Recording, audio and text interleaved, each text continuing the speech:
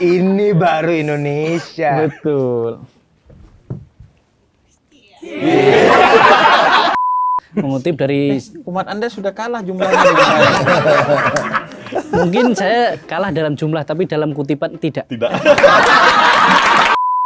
Matrixnya tuh kalau dia musuhin satu item aja apa? Semua musuhin ketidakadilan. Semua sayang anak yatim. Semua cinta janda-janda. Ya kan? Maksudnya mengayomi.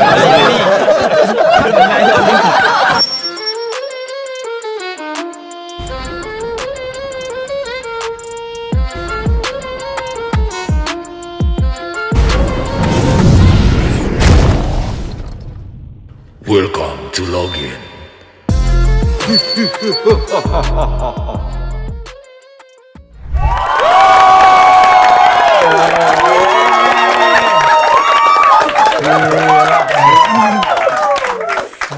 This is amazing. Yeah. Ini baru Indonesia. Betul. Ini tahu. Jadi ini lagi. kalau ada orang yang harus ngumpulin budget untuk keliling Indonesia dan tahu apa itu Indonesia, sekarang budget lu bisa lu sedekahkan ke orang lain karena lu kalau pengen tahu Indonesia, lu nonton Login spesial ini.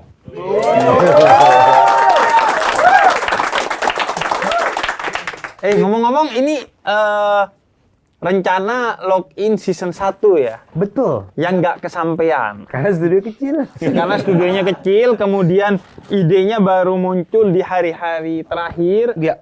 sehingga eksekusinya pertama dikhawatirkan nggak maksimal, jadi baru kita eksekusi tahun ini. Iya. Dan ini kayak satu-satunya deh konten yang berani menghadirkan semua. Tokoh Nggak agama. dipisah-pisah, nggak ada gap-gap, nggak ada apa itu. Iya. Ini baru yang gue kenal namanya Indonesia. Ngomong-ngomong ini kan, kalian kan memang tokoh agama, tapi kan nggak ngerti industri ya. Pendeta Brian tuh nyaru tuh sama sofanya, bisa tukeran nggak? Oh bisa. Ini bagian, ayo silakan Romo Aan. Lebih bisa sih kayaknya. Karena ini bagian kegelapan yang bertato. Tapi ada bagian lain itu, Kamu pendeta. ngapain di situ? Enggak, itu bagian biasa kan Katolik Kristen suka tukar-tukaran umat kan? Transfer. Berapa industri ya? Kalau saya ke sana nggak mungkin ini. Jauh. Anda jangan sok iye. Tato Anda seharusnya di sana. Coba di sini. Buka dong. Beda, ini udah dikasih label Habib. Ngomong-ngomong, ada beberapa yang tahun lalu udah kita undang, Ya. tapi lebih banyak yang ini wajah baru ya. Betul. Tahun ini. Dan gue pengen mengawali dengan tidak menyebut hanya seolah-olah ada Islam dan non-Islam di Indonesia. Setuju. Setiap orang harus dihargai apapun agama dan keyakinannya. Ya. Sekecil apapun umatnya, semenurut kita tidak masuk akal apapun keyakinannya, kita harus hargai kan? Iya kan? Harus ada nggak masuk akalnya. Bukan maksud saya.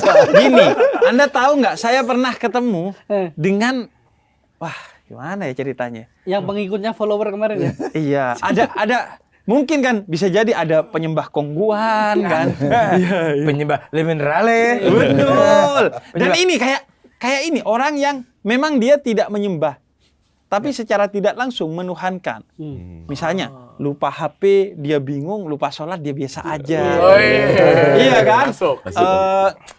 Nggak ke gereja dia biasa aja, nggak ke mall dia bingung gitu kan? Makanya gereja di mall. Iya. Nggak dapat izin soalnya. Nggak dapat izin ya. Iya, tapi walaupun Anda nggak dapat izin, tapi Anda kan di lantai atas. Oh iya. Ber-AC. Bisa keluar langsung belanja. Kita di lantai basement. Kepanasan. Keluar-keluar ketemu parkiran. Main aja dingin. Iya.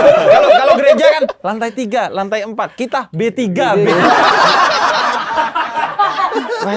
Tapi semakin Kristen banyak di gereja, di mall tadi, umat Buddha yang untung karena yang punya umat Buddha banyak kan.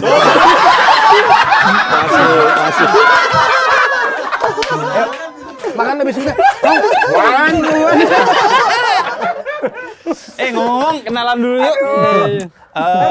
Mungkin dari Bante ya? Masuk saya dikenalkan lagi, Bib. Oh iya. Udah industri. Gua yang kenalin. Enggak gitu kan, saya kan biasa kan bahannya Habib kan gitu. Oh iya. Saya kenalin. Bante Dira.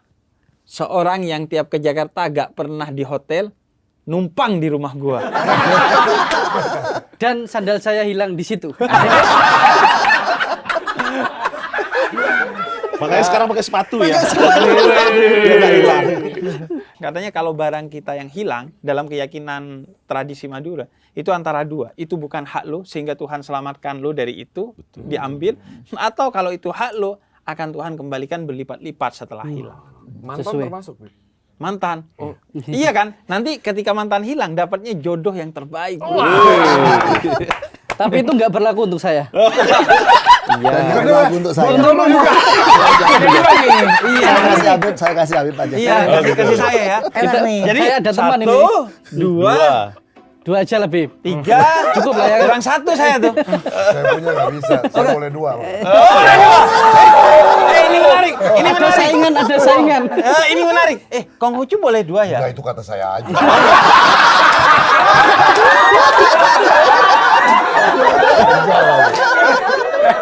Ini lebih ke cita-cita ya. Keinginan. Mohon maaf. Mohon maaf, Anda diundang di sini bukan sebagai pribadi. Jadi jangan. Kemudian lanjut, kita kenalan dulu. Bante sudah tadi. Sudah. Ya, saya Yan Mita Diaksana, biasa dipanggil Belian. Belian. Dari Hindu Bali. khususnya. Oke, Hindu Bali. Dari khususnya. login season 1. Season 1. Iya. Yap. Ya, Kristan. siap. Ya, Kristen apa? Kristan. Kristen. Yoi. Saya namanya Chris, marganya Tan. Semua pleset. Jadi Pengikut Kristus. jadi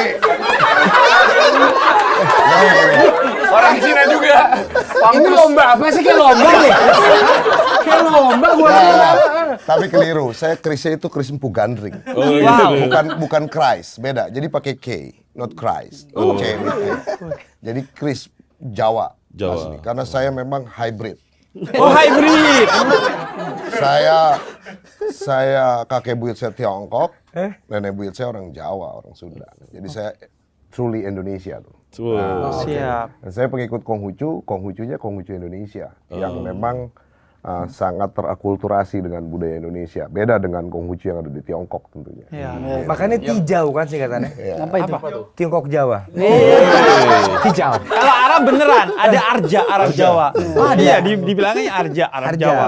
Maksudnya itu Arab Jawa bahasa orang Jakarta nyebut orang yang perantauan ke Jakarta. Berarti Habib Arma ya? Arab apa? Arab Arab Madura. Madura. Arman. Arma. Maka dekat Arema kan? Oh iya, Malang. Sangat industri sekali sudah Bante kita ini. Bisa aja Bante Nike sekarang. Upgrade. Kemarin Timberland. Sekarang Nike. Timberland, Nike boleh lebih mahal, tapi yang lebih keren Login. Love and Login. Sekali masuk sendal, masuk Islam. Ini akan membawa Anda ke jalan yang benar. Romo, perkenalin diri Kang. Perkenalkan saya Romo Aan. Romo Aan. Iya, tugas di Gereja Ibu Teresa, Lipo Cikarang, Kabupaten Bekasi. Oke. Orang mengira karena Aan kan orang Sunda ya, Mm. tapi saya orang Jawa, orang Jogja. Oh. Kalau orang Sunda Aan Suaan biasanya. Dan yang gua tahu pasti dari Romo Aan ini absennya pasti pertama. Berapa dipanggil duluan? Nah, Absen, wah. ya, absen pertama tapi diakui agama belakangan. Enggak dong, ini dong. Ini dong.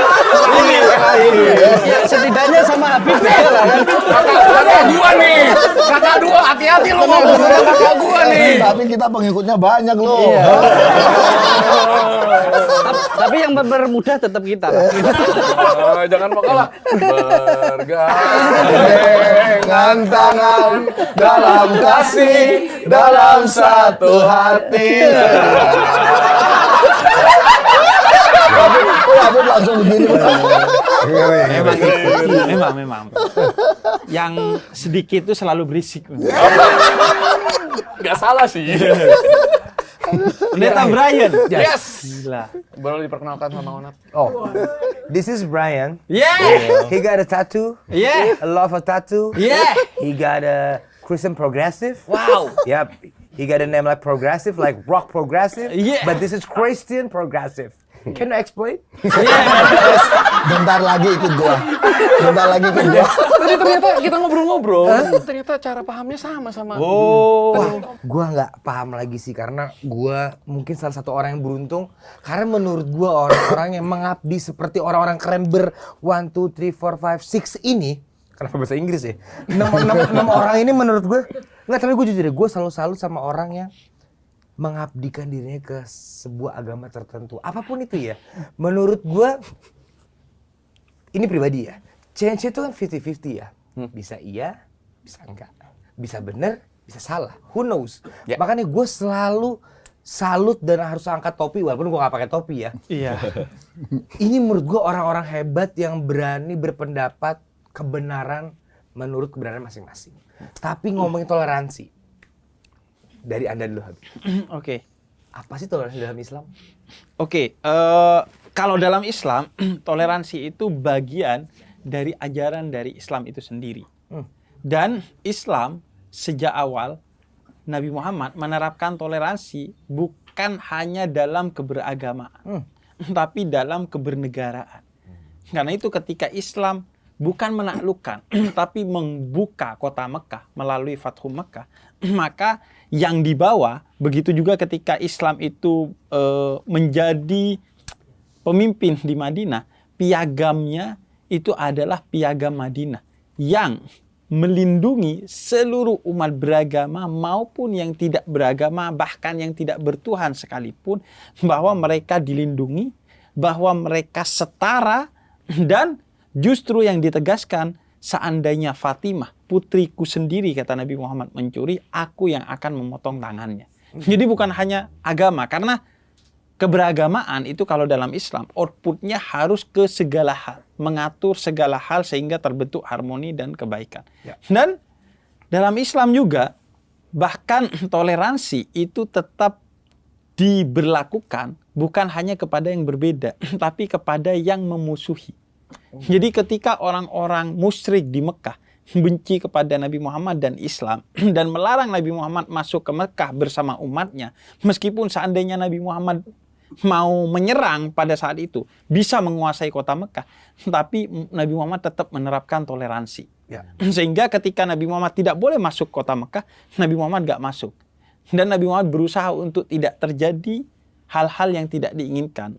Akhirnya yang dipilih adalah perjanjian, yang kemudian dikenal dengan perjanjian Hudaibiyah. Yang perjanjian Hudaibiyah itu gak fair. Karena orang Islam gak boleh masuk Mekah. Kemudian kalau ada orang Islam kembali musyrik gak apa-apa. Tapi kalau ada orang musyrik masuk Islam harus ditolak dan dikembalikan menjadi orang musyrik. Itu tetap ditandatangani oleh Nabi Muhammad. Bahkan dalam penandatanganan itu nama Nabi Muhammad hanya Muhammad tanpa gelar Rasulullah. Yang itu gelar kehormatan, artinya mereka sangat tidak menghormati Nabi Muhammad, bahkan memusuhi Nabi Muhammad. Tapi toleransi tetap dijaga. Perjanjian yang tidak adil sekalipun Nabi Muhammad pegang teguh. Apalagi kita yang memiliki perjanjian yang adil dan agung, yaitu Pancasila. Tentu kita akan pegang teguh dengan kuat. Dan itulah yang menunjukkan bahwa toleransi bukan hanya untuk kawan, bukan hanya untuk yang berbeda, tapi juga untuk lawan yang memusuhi kita. Bahkan walaupun kita dijebak dalam perjanjian yang tidak fair, kita tetap akan menjaga toleransi. Karena toleransi bagi kita, umat Islam, bukan antara kita dengan mereka yang berbeda atau yang memusuhi kita sekalipun, tapi antara kita dengan Tuhan kita yang telah mewajibkan kita untuk toleran. Itu sih. Wow. Enggak, oke, kenapa gue mulai dari Habib? Karena kan kita tinggal di Indonesia ya. Kenapa toleransi penting? Karena gue pernah dengar kutipan Habib. Oke, Islam boleh paling banyak di Indo. Tapi kalau ada apa-apa dengan non-Muslim di sini, dampaknya ke dunia ya. Oke, kita bisa menang di Eropa. Oke, kita bisa menang di China, di Bali, di India. Makanya kenapa kalau kita saling jaga, Saya menang di mana? Anda kayaknya di mana-mana menang kok Anda. Anda kayaknya menang di Hollywood. Maksud gue itu kan saling bersinergi ya. Nggak cuman gara-gara di sini mayoritas, belum tentu orang Islam di luar pun mayoritas kan. Jadi kalau semua saling jaga, ya dunia ini damai. Dan gue ingin nambahin satu kutipan yang justru bukan dari orang Islam, tapi dari seorang Romo di Timor Leste yang gue kenal. Beliau bilang begini, di Timor Leste Katolik itu memang mayoritas, lebih 90% itu Katolik. Tapi bagi kami, Muslim dan semua yang minoritas itu adalah prioritas. Wow. Nah, gue ingin juga begitu. Di Indonesia, Islam memang mayoritas. Tapi semua agama adalah prioritas bagi kita. Kita ingin kehadiran Islam itu menjadi rahmatan lil alamin. Rahmat bagi semua. Dan gue harus buru-buru mengakui bahwa tidak semua orang Islam bertingkah laku, berkata-kata yang Islami. Tentu ada aja oknum-oknum intoleran. Karena itu kita bikin login ini. Bante. Ya, kalau di Buddhis sendiri bahkan dari zaman Sang Buddha, ketika banyak sekali masyarakatnya berguru pada banyak pemuka-pemuka agama waktu itu, guru-guru besar selalu bilang agama saya yang terbaik, ajaran saya yang terbaik. Ketika datang ke Buddha bertanya, kenapa banyak guru-guru mengatakan agama yang terbaik, yang lain yang salah. Kemudian Buddha di situ bilang, bila kamu mendengarkan ajaran dari siapapun, jangan langsung percaya begitu saja, tetapi pertimbangkan bila itu memang baik dan benar, maka lakukanlah. Jadi jangan lihat siapa yang menyampaikan, tapi lihat ajarannya. Dan di situ ditambahkan lagi, kalau di dalam piagam Asoka ada sejarahnya. Raja Asoka sebelumnya itu seorang pembunuh yang kejam, menyerang berbagai suku-suku di India. Dan ketika dia belajar tentang Buddhis, menjalankan ajaran Buddha, dia membuat satu pilar perdamaian. Di situ tertulis, barang siapa menghormati dan menghargai agama, kepercayaan, dan ajaran orang lain, maka di situ sebenarnya dia sedang menjaga dan menghormati ajarannya sendiri. Dan bila mana ia mencela ataupun mungkin merusak agama orang lain atau kepercayaan orang lain, sebenarnya di situ dia sedang merusak agamanya sendiri. Dan doa di dalam Buddhis itu Sabisata Bhavantu Sukhitata. Semoga semua makhluk berbahagia. Nah, di situ sebenarnya tanggung jawab kita sebagai umat Buddha itu bukan hanya ke umat Buddha. Bahkan tekad seorang bodhisatwa itu calon Buddha, ada memiliki tekad bila mana di sekitar kita masih ada makhluk yang menderita, saya nggak mau mencapai pencerahan terlebih dahulu. Saya harus menolong semua makhluk. Jadi bisa dibilang harus menjadi penyelamat untuk semua makhluk. Bahkan kebencian tidak akan berakhir bila dibalas dengan kebencian. Tetapi kebencian akan berakhir bila dibalas dengan cinta kasih. Salah satunya. Gua ingin mengomentari. Gua ingat film Kerasakti. Dewi Kwan Im itu gak jadi Buddha karena dalam perjalanan berhenti untuk menolong makhluk Tuhan kan. Semua makhluk lah yang ada di situ kan. Ya, itu salah satu tekad seorang bodhisatwa. Jadi kita kalau di agama Buddha itu ada punya tekad, selagi kita masih ada makhluk-makhluk atau orang-orang menderita di sekitar kita, sebenarnya kita nggak layak benar-benar untuk bahagia gitu. Itu berarti akhirnya tidak jadi bodhisatwa. Tidak jadi Buddha. Tidak jadi Buddha.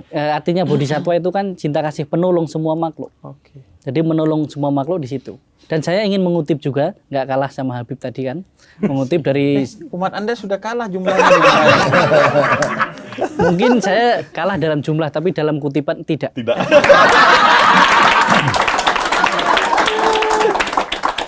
Ya, saya mengutip dari sahabat saya, beliau seorang mantan teroris. Beliau sudah belajar banyak agama, Dan di setiap agama mengajarkan tentang cinta. Terus muncul satu kata-kata dari dia, kalau semua agama mengajarkan tentang cinta, untuk apa lagi kita memandang yang lain dengan kebencian? Dan Ya, kongguan lah. kenapa tiba-tiba belok ke kongguan? Berarti gini ya, biar Bante ini gak jadi Buddha, harus ada di antara kita yang menderita. Jadi biar dia gak jadi tuh. Itulah tugas kongko. Itulah tugas saya sebenarnya Bante. Tenang Bante. Dan ini dari pendeta terakhir kan juga di Indonesia hampir 90% di Bali tuh Hindu juga ya. Iya. Gimana tuh jaga toleransi ya bisa semuanya aman, rukun, tentram, nggak pernah tuh denger kabar-kabar burungnya burung gereja lagi. Apa-apa promo dikit dong. Aman, gas. Iya. Saya ngambil satu kutipan sebuah mantra ya, esensi. Ngutip lagi kan? Saya ngikutin Habib dan Bante ini. Jadi dari sebuah mantra yang ada di Weda itu intinya esensi manusia itu lahir ke dunia sebagai apa gitu, untuk apa? Ya sama seperti pohon, pohon itu tumbuh untuk semua. Sama seperti sungai mengalirkan air untuk semua. Ya, sama seperti sapi memberikan susu untuk semua. Dia nggak milih nih.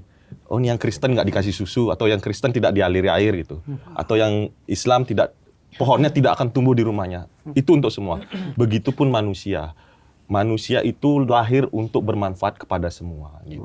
Itu esensi yang bisa kita kutip. Mungkin dari beberapa kitab juga dari Maha Upanishad itu kira-kira bahasanya begini. Wasudewa Kutumbakam. Artinya kita semua bersaudara. Jadi ya kita ini sebagai makhluk yang diciptakan dan lahir ke dunia ya sebagai saudara. Dan selain sesama manusia, kita juga menjaga hubungan baik dengan 3 hal yang disebut dengan Trikaya Parisuddha. Hubungan baik manusia dengan Tuhan, hubungan baik manusia dengan sesama manusia, hubungan baik manusia dengan alam semesta. Jadi alam semesta juga bagian dari yang harus kita jaga dan kita kita hidup dalam kebaikan bersama alam semesta dan bersama manusia, termasuk bersama Tuhan gitu. Wow. Bahkan kutipannya nggak muluk-muluk. Belajar pada pohon, binatang, yang sungai. Nah ini.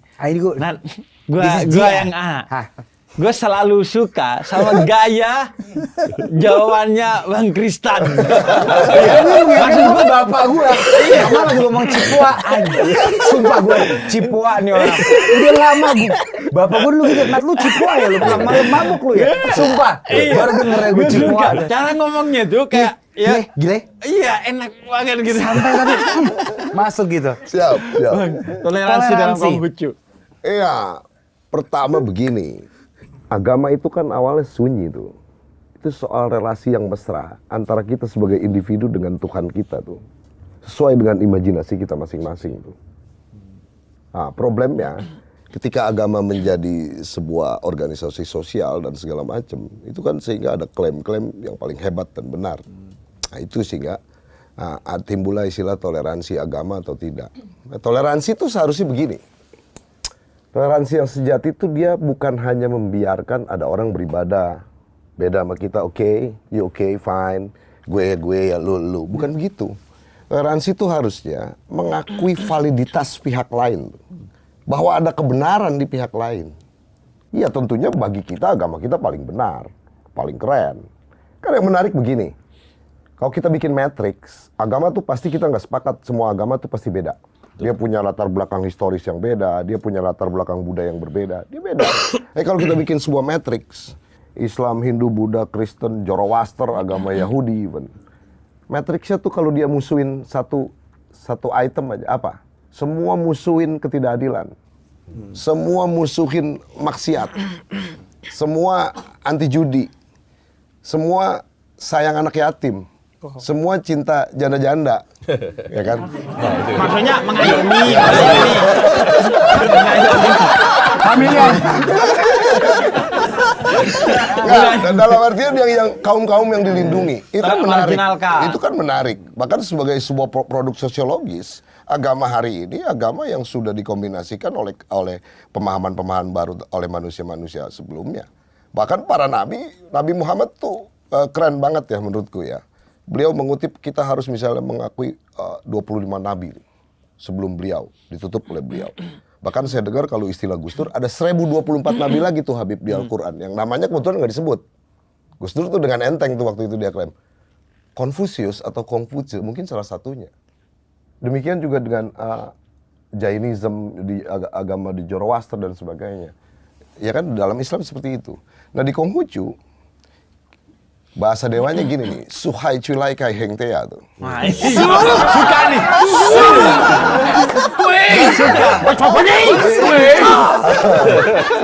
Gue suka nih.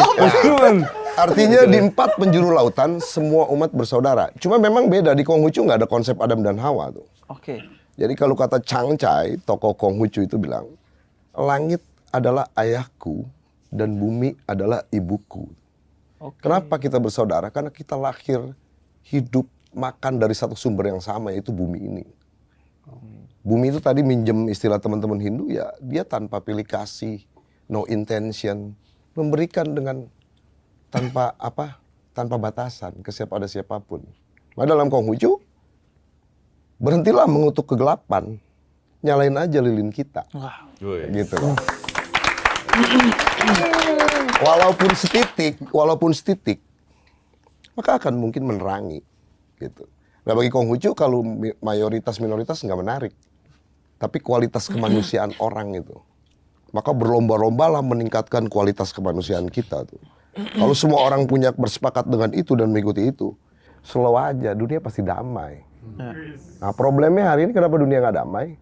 Banyak orang pura-pura beragama, sebaiknya enggak. Pura-pura bertuhan, padahal enggak. Bertuhan tuh kalau dalam istilah Islam ya dia habluminanas tuh. Dia apa namanya? Bisa aja paling banyak lu. Dia berkemanusiaan dulu. Kalau dia udah berkemanusiaan, maka dia akan bertuhan. Nah itu relasi kita yang harus kita pikirin. Kita semua orang gaul dari hari ini, tapi penting sekali bagi kita mungkin orang-orang muda juga penting spiritualitas. Hari ini kita banyak ngomong kebutuhan jasmani, beli Lamborghini, beli apa. Tapi pernah nggak kita berpikir bahwa hidup badan kita ini ada hardware ya, body kita, tapi ada software-nya juga. Software kita itu apa? Ruh kita yang perlu dinutrisi segala. Agama yang menjawab itu. Maka saya nggak pernah khawatir kalau ada orang-orang Eropa nggak beragama segala macam. Karena nanti dunia stres dan agama laku. Tenang Bib, jadi para tokoh agama pasti laku. Karena dia akan jadi pencerahan. Nah tantangannya kita harus betul-betul perilaku kita. Tokoh agama dia harus betul satunya kata dengan perbuatan. Nah dalam bahasa Konghucu itu yang disebut ceng, iman itu. Mulut, tangan, kaki bergerak sama hati kita sama satu. Selaras dengan langit dengan Tien. Baru itu manusia yang sesungguhnya. Wow. Gitu. Ini enak banget gue masuk kayak ke ngomongin Europe. Ini masalah kita bos. Benar, karena menurut data orang-orang Europe tuh udah mulai meninggalkan Kristiani dan Katolik. What happened, man? What happened? Ini salah satunya nih. Kenapa? Kenapa Romo? Pasti kan Romo udah lebih luas lagi Romo ini. Ada apa dengan Eropa dan kekatolikan? Sembari juga dijawab toleransi dalam Katolik ya Romo. Jadi salah satu kutipan sabda Tuhan, kasihilah musuhmu dan berdoalah kepada mereka yang menganiaya kamu. Ini yang tentunya yang diajarkan oleh Yesus ini adalah latar belakangnya. Karena apa? Tentunya memang di dalam perjalanan sebelum kehadiran Yesus itu kan ada kelompok-kelompok. Kelompok Saduki, Farisi, kemudian Yahudi, dan bahkan mereka itu sangat eksklusif. Tidak mau membaur, tidak mau sendiri-sendiri gitu. Nah, bahkan dikelompokkan lagi anak-anak, perempuan beda lagi. Mereka dalam kitab suci kami itu di dalam perjanjian lama sebelum kehadiran Yesus itu orang berdosa. Anak-anak, kaum perempuan, sehingga ketika ada pengajaran Yesus memberi memberi makan 5.000 orang, tidak termasuk anak-anak dan wanita. Itu ada semacam pengelompokan seperti itu. Tapi kehadiran Yesus justru Yesus mau hadir untuk semuanya. Maka ketika ada orang kedapatan berzina, sampaikan kepada Yesus. Kan hukumnya dirajam, hukumnya dilempar batu. Tapi Yesus mengatakan, siapa yang merasa tidak berdosa, lemparlah batu yang pertama. Gak ada yang melempar, satu persatu pergi mulai dari yang tertua. Apa artinya? Orang tua umurnya panjang itu berarti dosanya makin banyak. Karena makin lama hidup di dunia kan ya, sebagai manusia gitu. Nah kemudian juga, lalu dalam konteks tentunya yang kami alami, Habib ya. Jadi teman-teman sekalian gitu, saya tugas di Paroki Cikarang Gereja Ibu Teresa. Maka bagaimana kehadiran gereja Katolik itu ya untuk semua. Dan yang kami jalani itu dari semangat Mother Teresa. Tentu semuanya nggak hanya yang Katolik tahu siapa itu Mother Teresa dari Kalkuta. Itu bagaimana dia mengajarkan, salah satu refleksi yang dia pakai itu, engkau adalah Yesus bagiku. Sehingga semua orang dianggap Yesus, pasti dianggap Tuhannya itu pasti akan menghormati, akan mencintai, akan bersatu. Seperti itu. Lalu yang terakhir juga dari pengalaman itu tentunya yang ini lalu membuat kami ya akhirnya bisa diterima gitu. Bisa diterima karena apa? Itu. Lalu semangat Mother Teresa juga yang kami hayati itu, dia menuliskan dalam satu refleksinya, aku ini pensil kecil di tangan Tuhan untuk menuliskan cinta bagi dunia. Nah itu. Romo, ya. Saya ingin menggarisbawahi pertanyaan Onat, karena saya rasa itu keresahan semua tokoh agama, apapun agamanya sekarang. Betul. Ateisme misalnya, itu di negara-negara Muslim tumbuh. Dan gereja di negara-negara Kristiani, baik itu Protestan maupun Katolik, itu kerap ditinggalkan. Apa yang terjadi? Tentunya kalau dari sisi kami ya, yang kami alami itu, kalau lihat dari perkembangan nih anak-anak muda khususnya, itu karena seperti di gereja Eropa, kenapa ditinggalkan? Karena memang udah semakin banyak orang yang ke gereja, kebanyakan orang tua semua. Kemudian yang muda-muda karena mungkin juga pengaruh teknologi, sehingga orang ngapain aku di sini mendapatkan semua kok. Kenapa harus ke gereja? Bahkan ada yang ini sangat prihatin bagi saya ya. Itu ada anak-anak remaja itu udah mulai ngomong gini, ngapain sih lo bentar-bentar curhat sama Tuhan, bentar-bentar gini aja ngeluh sama Tuhan gitu. Kan kita bisa, nggak harus dengan Tuhan gitu. Nah ini bagi saya sebagai tokoh agama itu, wah ini bahaya nih kalau anak-anak sekarang remaja itu sudah kayaknya udah nggak butuh Tuhan gitu. Romo, ini sih pendekatan seperti apa Romo? Itu kan hal yang manusiawi, teknologi nggak bisa dihalangin dong. Pendekatan apa? Itu kan tugas Romo, as an Romo Katolik. Pendekatan apa? Itu kan tugas berat tuh. Dan itu pasti terjadi. Justru dulu kita nggak percaya mobil listrik, kita nggak percaya handphone bisa begini, kita nggak percaya jangan-jangan besok mobil bisa terbang, bisa. Berarti itu tugas Romo berat banget semuanya justru. Betul. Ya. Nah, gue pengen ini pertanyaan juga nanti dilempar ke semua nih, bagus banget nih. Tantangan tokoh agama di zaman yang berubah, khususnya di Indonesia yang sekarang akan menghadapi bonus demografi, di mana mayoritas populasi adalah anak muda. Betul. Yang saya alami kebetulan saya moderator Light of Jesus Family. Ini salah satu komunitas orang-orang muda mengadop dari Filipina. Karena pengalaman gereja Katolik di Filipina ini memang sangat-sangat profan sekali, banyak anak-anak muda meninggalkan. Dan ketemunya di mana? Di mall, di bioskop. Oh, pantesan banyak gereja di mall. Wah, itu tekniknya. Ntar saya bikin masjid di tapi mall. dari situ Habib.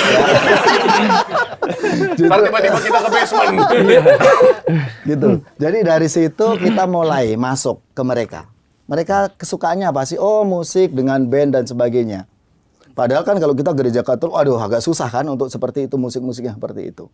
Tapi pelan-pelan, anak-anak pelan-pelan mulai apa sih kemauannya dan sebagainya, lalu lagu-lagunya, oke, Karang sendiri lagu-lagu. Begitu. Nah dari situ tentunya tetap dalam pendampingan iman Katolik, pelan-pelan. Mereka dibawa kembali ke gereja yang dulunya di mall di ini pelan-pelan lewat pewartaan dulu. Dan ternyata benar luar biasa. Luar biasa dari perkembangan yang kami alami lewat anak-anak ini yang dulu bahkan dia merasakan, Romo, ini sekarang komunitas kami ini the second home. Rumah kami yang kedua, tempat kami bersama-sama kami menemukan Tuhan kembali. Itu yang mereka alami. Dan gue ingin garis bawahi gini. Meninggalkan Tuhan itu buruk. Tapi menuhankan diri itu adalah kacau. Karena sekarang banyak orang yang bukan hanya meninggalkan Tuhan, tapi menuhankan diri. Dengan menuduh orang yang berbeda itu kafir, sesat, bahkan berhak diapakan, diperlakukan seenaknya. Menurut gue itu buruk sekali. Karena gue sebagai Muslim gak pernah khawatir dengan ateis. Karena bagi gue ateis itu sudah setengah Muslim. Iya. Gimana, Bib? Karena gini, Islam itu pintu masuknya la ilaha illallah. Tidak ada Tuhan selain Allah. Nah, ateis ini kan sudah tidak ada Tuhan. Tinggal selain Allah aja. Jadi saya nggak pernah khawatir. Tapi lebih dekat ke Buddha sih, Bib. Kenapa itu? Iya, karena saya sering dikatain, oh Buddha nggak percaya Tuhan. Iya.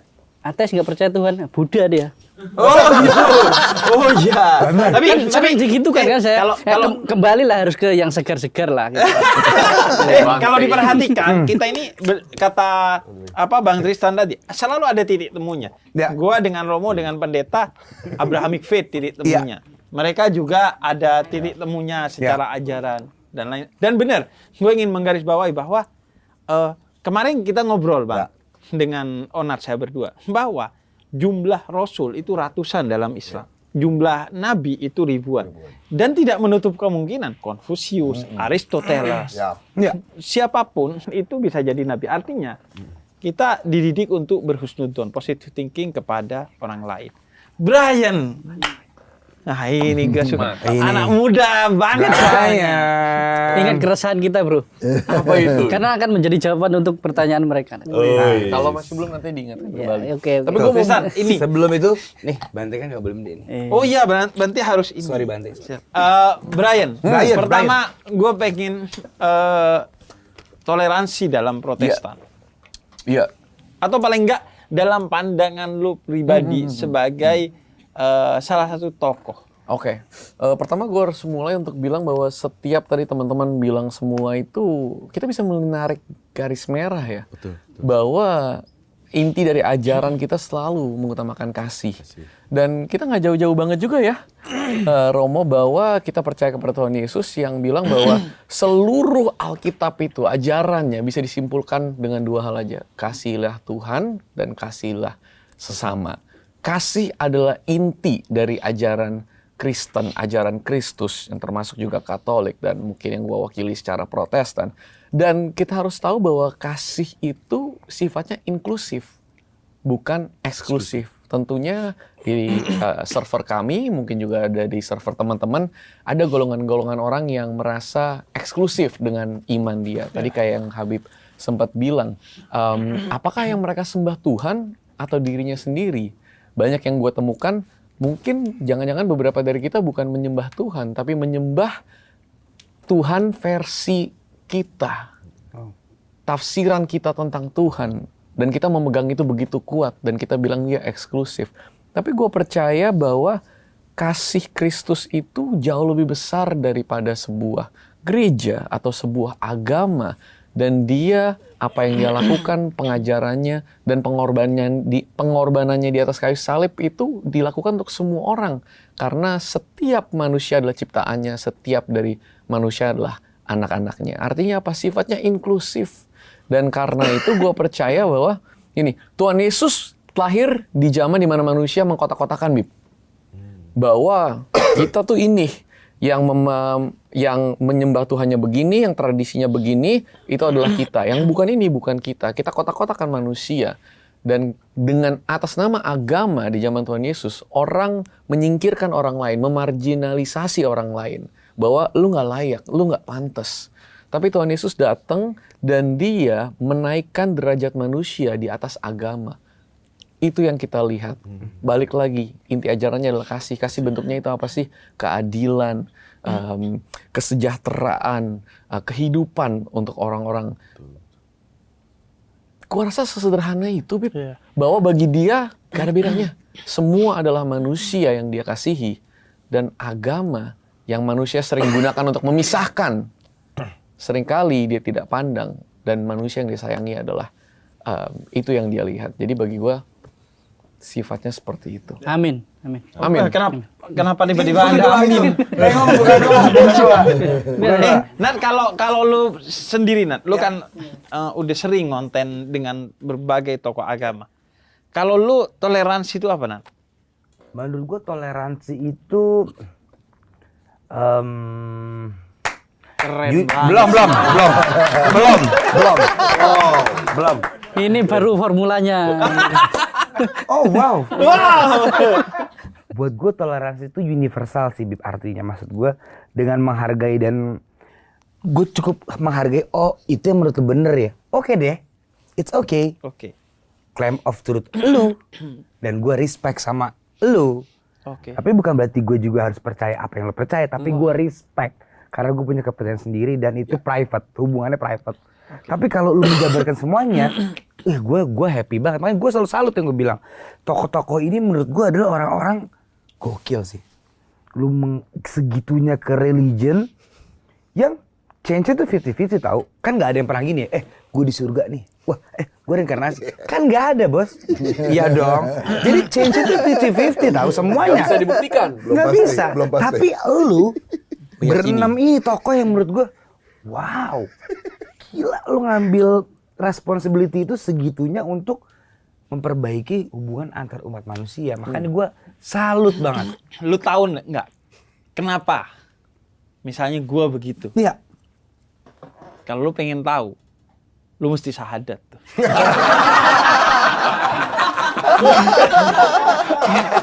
Karena kenapa?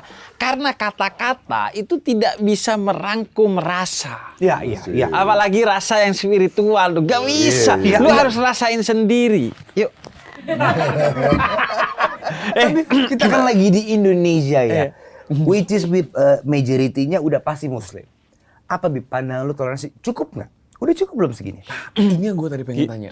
Cukup nggak? Lu udah happy belum? Itu Sebagai tokoh gini cucu kan? Nabi lagi Anda. Orang-orang kan gini ya. Udah cukup belum, Bib? Apa lu sebenarnya masih dikit lagi sih, Nat? Atau kayak ini kita ngomong Indonesia aja, Bib, nggak usah global. Di Indonesia lu kan tokoh nih, Bib.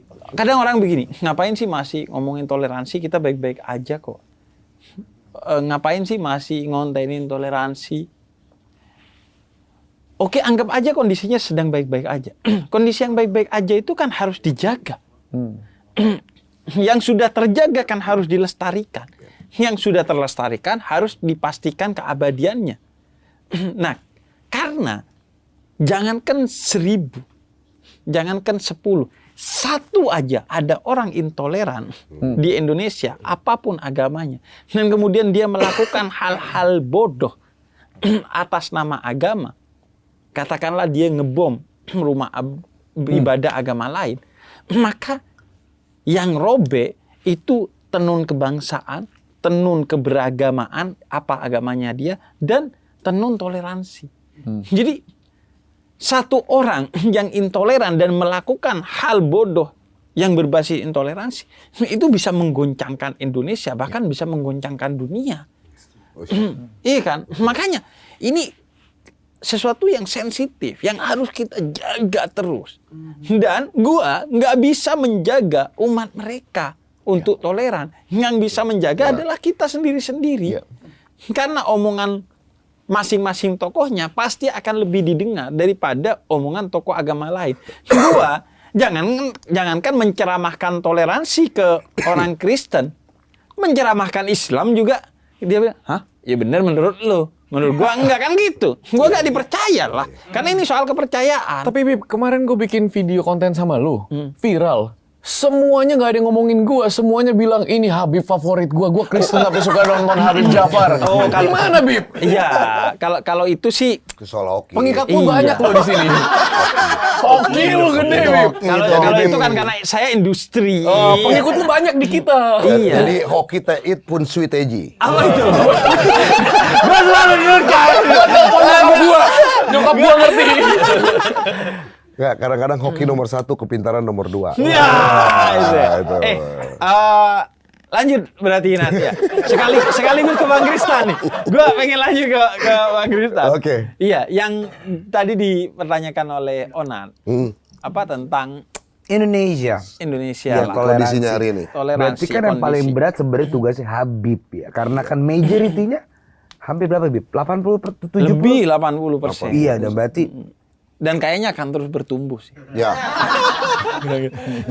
Jadi gimana kondisinya dan menurut Bang Tristan nih apa yang harus kita lakukan? Khususnya bagi anak muda ya tadi ya. Oke. Nah, saya harus mulai ketika Presiden Jokowi ke Afghanistan tuh. Presiden Afghanistan waktu itu curhat katanya sama Presiden Jokowi.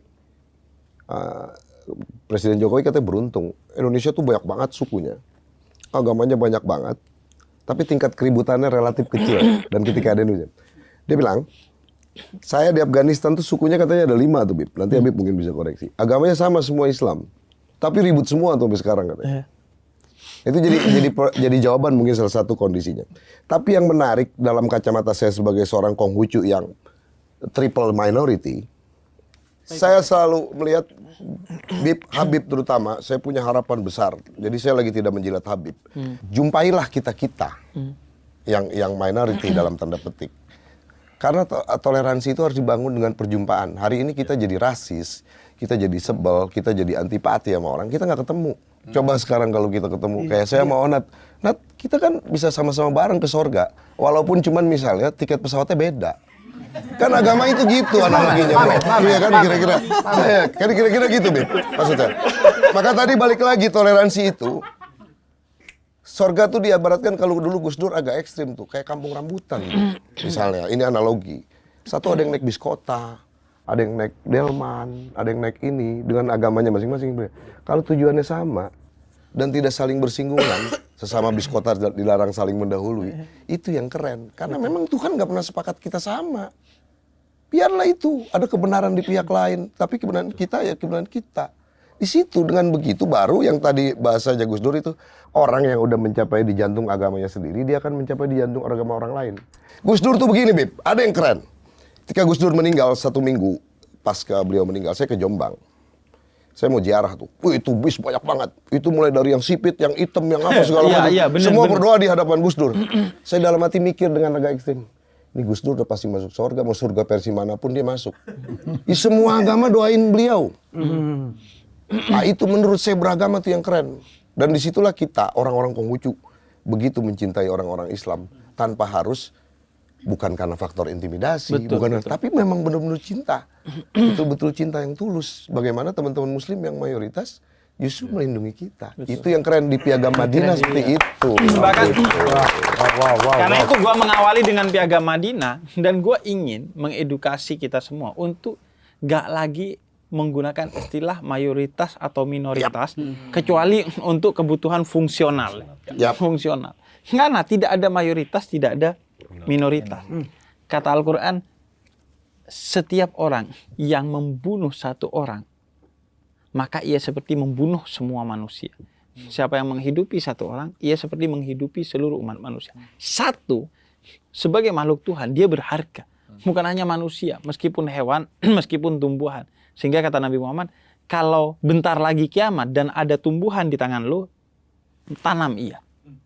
Jadi berharga. Dan gue setuju, berjalan bersama tidak saling mendahului. Karena begitu ada yang mendahului, itu artinya kan disalib, bro. Sorry. Iya, disalib. Iya kan disalib. Iya. P atau B? Iya. Kalau iya disalib. P atau B? Ya. Tergantung yang denger lah.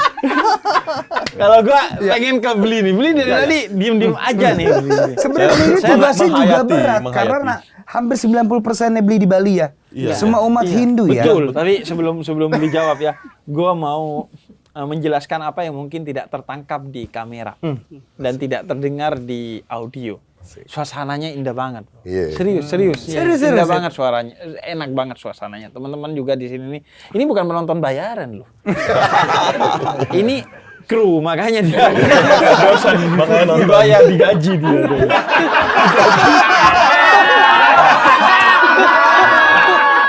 Beli.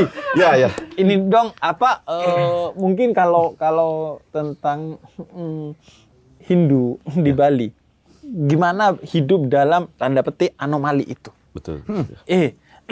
Sorry to say, mau jagoan di Bali, Iya. tapi hidup di Indonesia.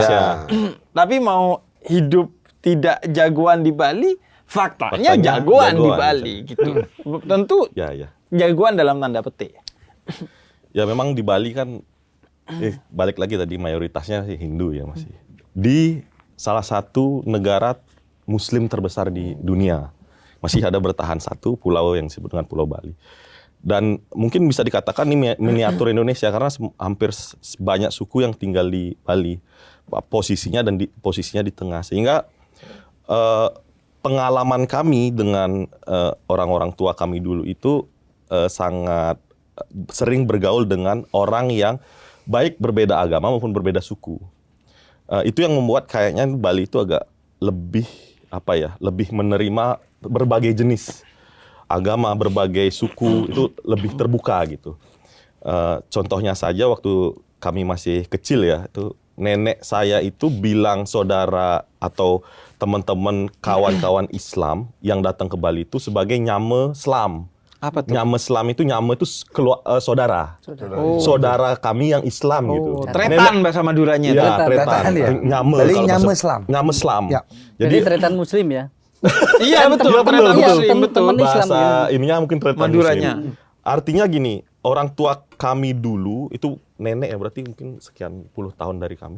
Dia sudah terbiasa bergaul dengan orang yang beda agama, berbeda suku, berbeda.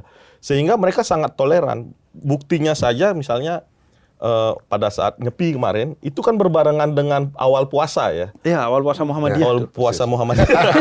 Iya, maksudnya Iya, awal puasa. ada perbedaan juga. Iya. Biar kita tahu bahwa perbedaan tuh gak hanya antar agama, Betul. bahkan intra-agama kadang lebih kusut. Lebih khusus. Nah, Kenceng.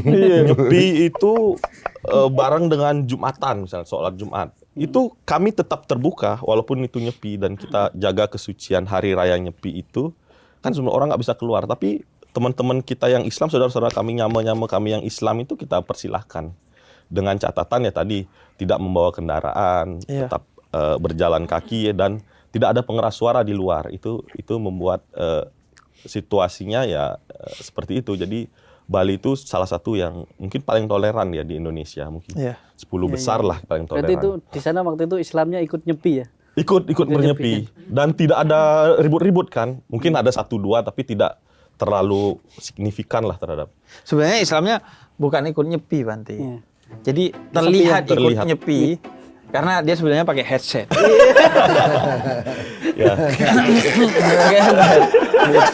Internet boleh nggak internet? Lo kadang-kadang lo Nggak boleh. Di sana tuh internet Mati. Nggak bisa main. Ini paham nih. Glodok bunyi. Glodok cuan. Fix. Glodok bunyi nih. lalu TV juga, siaran TV di dan itu gue sukanya kalau di Islam ada teori namanya mubadalah. Toleransi itu bukan tentang minoritas terhadap mayoritas atau sebaliknya, Iya, tapi betul. saling mengenal, saling Yes. toleran. Makanya boleh sholat Jumat tentu Ya. karena itu kewajiban seorang muslim. Boleh tarawih karena itu ibadah Ramadannya seorang muslim. Tapi nggak pakai pengeras pakai suara, jalan nggak pakai kaki, dan lebih bagus kendaraan. karena setiap langkah ke masjid itu dihitung. gitu. Jadi kalau jadi kalau naik motor kan Dihitung pahala. Nggak bisa hitung ya. Oh begitu ya? iya ngitungnya repot tuh kalau naik motor. Kilometer berarti. Baru tahu sih kalau itu baru dengar. Iya. Apalagi motornya motor listrik. Nggak kedengeran. Nggak ada suaranya ya? Iya. Motornya didorong mungkin. Motornya didorong. Berarti susah ngitung ya? Susah ngitung. Sama ngitung jumlah umat susah juga itu. Banyak banget saja. Bante, saya ingin kalau ke Bante, ingin ke sini Bante. Gimana pandangan seorang Buddhis terhadap bangsa? Gimana dia harus memposisikan di tengah bangsanya? Ya, sebenarnya kan udah sejak sebelum bahkan agama-agama ini banyak di Indonesia. Salah satu pujangga Buddhis itu di Indonesia sudah ada, yaitu Empu Tantular. Di situ bilang satu walaupun beda tetap satu, satu berbeda. Itu jadi sebenarnya kita dalam perbedaan ini sebenarnya satu. Maka sila pertama dalam Pancasila kan ketuhanan yang Maha Esa. Ketuhanan yang Maha Esa ada kenya. Berarti berbeda-beda tetap satu Tuhan. Oke. Bukan Tuhan yang Maha Esa. Kalau Tuhan yang Maha Esa nggak ada kenya, berarti harus satu, harus sama. Ini konsepnya aja yang Konsepnya. berbeda. Tapi kalau sebagai Buddhis ini seperti yang Bang Kris tadi bilang, ketika saya beberapa kali ke negara-negara lain di luar Indonesia, mereka sangat salut dengan kita yang di Indonesia.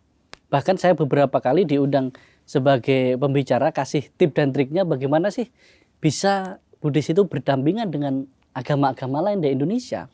Bahkan suku lain, kebudayaan lain, bahkan aliran-aliran lain di dalam Buddhis itu sendiri di Indonesia bisa bersamaan.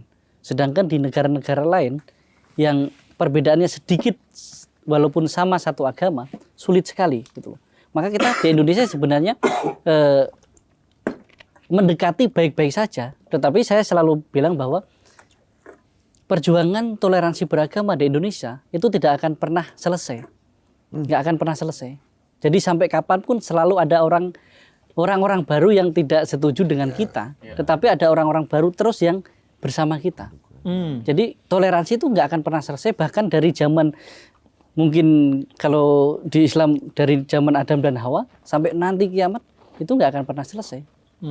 Dan itu terus diperjuangkan. Dan toleransi itu bukan tugas salah satu mayoritas atau minoritas, tapi tugas masing-masing. Karena kadangkala mayoritas pas baik-baik saja, pas minoritas buat masalah sedikit, nah, nanti terganggu yang lain jadi permasalahan. Nah itu tadi, jadi di Indonesia tidak akan pernah selesai, tapi kita harus menyelesaikan yang sekarang. Ya. Setidaknya kalau kita tidak bisa merugunkan semua, setidaknya di sekitar kita, kalau kita bersama masing-masing agama masing-masing, sama-sama membangun toleransi dari dalam diri masing-masing, dari dalam umat masing-masing, agama masing-masing, maka akan lebih mudah untuk kebersamaan di Indonesia itu sendiri. Nah, gue mau tanya ke Bang Kristan lagi nih. Soalnya ini pertanyaan paling pas ditanya ke Bang Kristan. Soalnya kenapa? Beliau ini kan triple minority di Indonesia ya. Bukan cuma minoritas, bahkan triple ya. Iya, bahkan dalam rentang waktu yang cukup lama itu mengalami perlakuan yang tidak enak. Gimana Konghucu tetap mencintai Indonesia dengan segala keadaannya? Ya, sejarahnya bisa dirunut tuh ketika ada PP 10 tahun 59. Dulu orang-orang Tionghoa ada kebijakan dui kewarganegaraan antara pemerintah Tiongkok dan Presiden Soekarno. Jadi sebagian boleh pilih tuh, mau pulang ke Tiongkok atau tetap di Indonesia. Itu clear. Sebagian masih pada pulang di Pulau Hainan hari ini.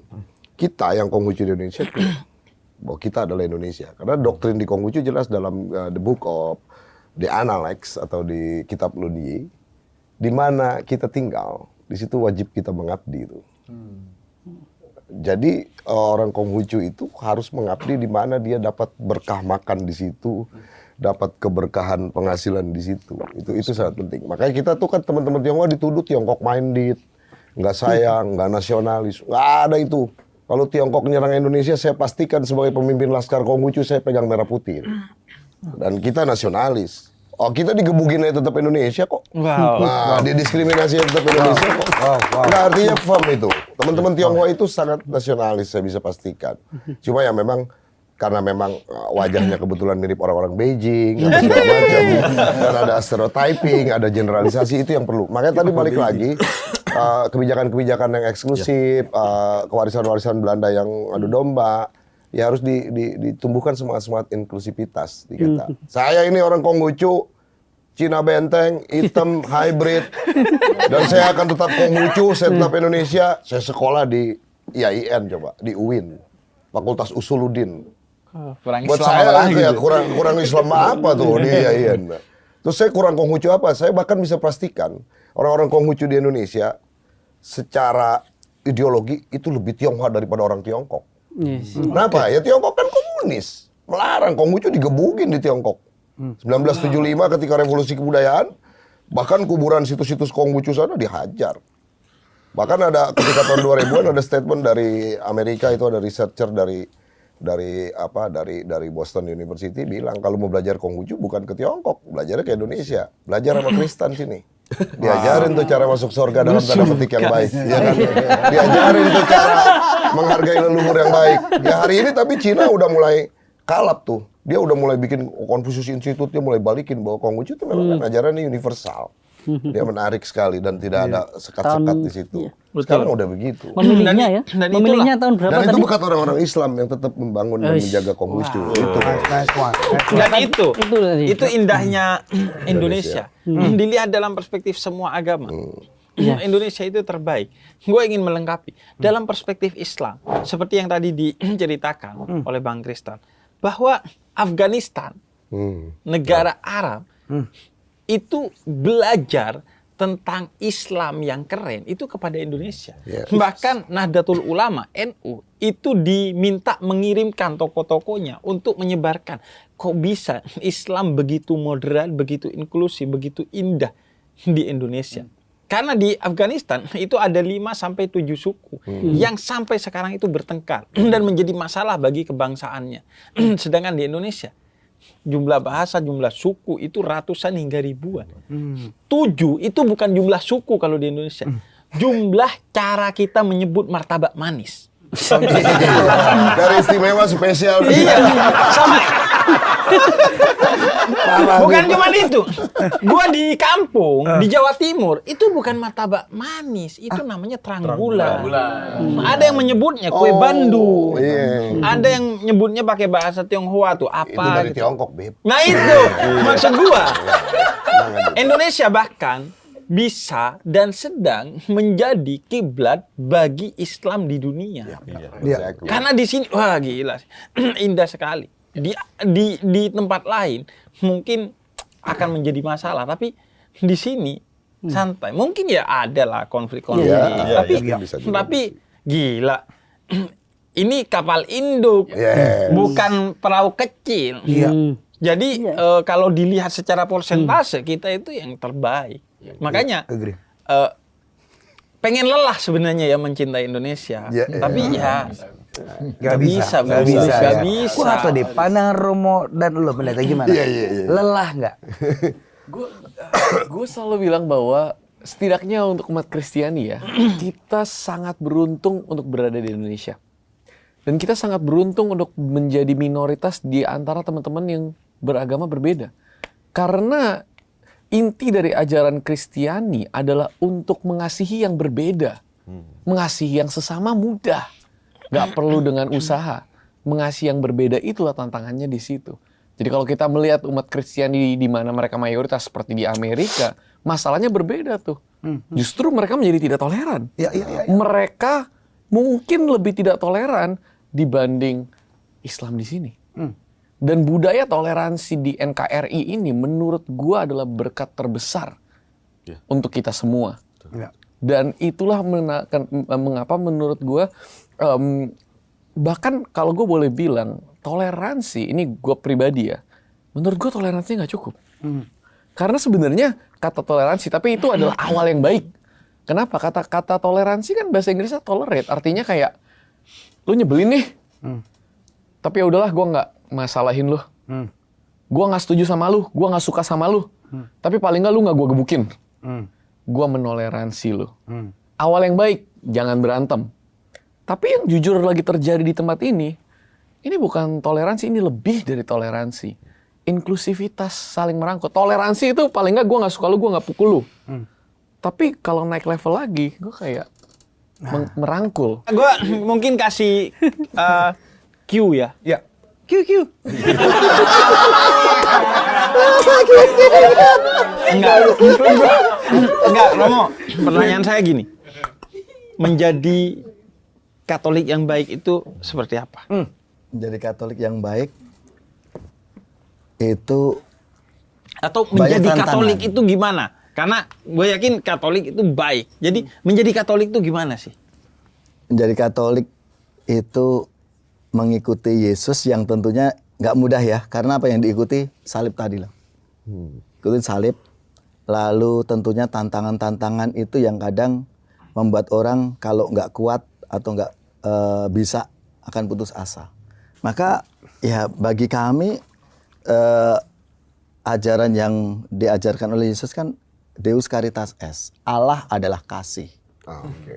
Saya sama semuanya ya. Allah adalah kasih. Deus Caritas Est untuk ya mencintai semuanya. Maka kalau kenapa banyak yang berantem, kenapa ini ya karena memang pasti nggak mengenal, lalu nggak saling mencintai satu sama lain. Tapi ketika ketemu kita bisa ngobrol-ngobrol seperti ini, lalu paham, ngerti ini itu, oh kita jadi teman, kita jadi saudara. Dan itu yang kami alami tentunya. Kami alami di kampung. Saya dari Jogja, udah biasa kita ngerayain Natalan juga kita ngerayain Idul Fitri. Udah biasa itu. Oke. Karena setiap kali kami Natalan misalnya, itu udah saudara-saudara kami, saudara-saudara saya, semuanya satu kampung. Udah di pintu gerbang nyalamin, selamat Natal, selamat Natal. Nanti gantian. Lebaran, sholat Id, kita juga udah di pintu gerbang nyalami untuk Hari Raya Lebaran, selamat Hari Raya Lebaran, seperti itu. Nah itu menjadi, karena apa? Saling mengenal satu sama lain, saling mencintai satu sama lain. Dan ini yang tentunya seperti tadi Bante dan Habib dan teman-teman katakan, ini harus terus-menerus diperjuangkan. Tentunya dari kita masing-masing. Masing-masing mulai dari diri kita sendiri, keluarga kita, lalu itu kita tularkan ketika kita bersahabat, ketika ketemu dengan yang lainnya, lewat sekolah, lewat kuliah, lewat perjumpaan-perjumpaan dimanapun. Saya rasa apalagi sekarang tentunya justru dengan adanya konten-konten, adanya media-media ini menjadi kesempatan bagi kita. Banyak peluang kita untuk terus berjuang itu, untuk bersama-sama mewujudkan toleransi dalam hidup kita. Dan gue mau nge-spill ya, satu riset yang gue dengar dalam salah satu pidato di Kementerian Agama, bahwa konten-konten toleransi di media digital itu hanya menguasai sekitar 20% lebih perbincangan di media digital. Sedangkan konten-konten yang bukan intoleran, tapi mungkin tidak peduli dengan toleransi itu masih menguasai sekitar 60% perbincangan di media digital. Karena itu kita bikin hal-hal seperti ini. Dan gue setuju, gue dulu kalau lagi Natal, gue itu di depan gereja. Serius, beneran. Gue di depan gereja. Botas? Enggak. Parah lu Natal. Enggak. Habib lagi nunggu ini ojek online pernah bener. Iya. Dia foto ini betul, dia foto. Bawa tas hitam ya. Wah, bagus. Bawa tas hitam itu kan. Enggak. Bawa tas hitam. Tahu isinya apa? Apa? Kongguan itu.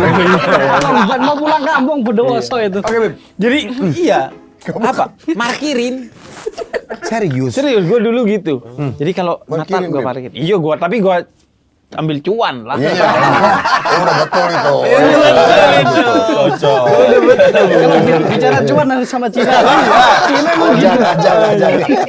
Sama ini. Gue pengen ke Bante menjadi Buddhis yang Baik. yang Buddhis gitu. Karena gini, banyak orang tuh kayak nggak tahu, menjadi Buddhis itu apa yoga doang gitu, apa ini doang, nanti ini meditasi doang, atau yaudah yang penting lu gundul aja gitu misalnya. Om Deddy Buddhis dong. Iya makanya. Dapat gimana gitu ya? Enggak. Menjadi Buddhis di situ sebenarnya lebih ke menjaga pintu-pintu indera kita.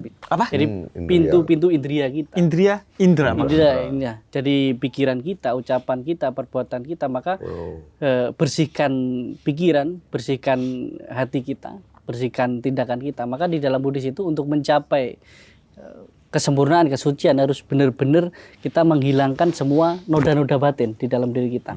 Salah satu di situ adalah keserakahan, kebencian dan kebodohan batin. Kebodohan batin di situ kita tahu sebagai manusia tahu mana yang benar dan mana yang salah. Untuk cara menyempurnakan bagaimana kita membersihkan segalanya hal-hal yang salah itu sendiri. Dan kan menjadi Buddhis itu kan menjadi sadar. Jadi Buddha itu artinya sadar. Gitu loh. Kalau Saya nggak sadar. Enggak. Jangan terjebak. Kayak ini yang serius atau kongguan ini? Enggak, serius. Enggak, jadi lebih ke ketika kita mencapai kesadaran bahwa kita tidak layak untuk melakukan hal-hal yang salah, semua itu hal yang bersih, itu kita mencapai penerangan sempurna atau kesadaran penuh.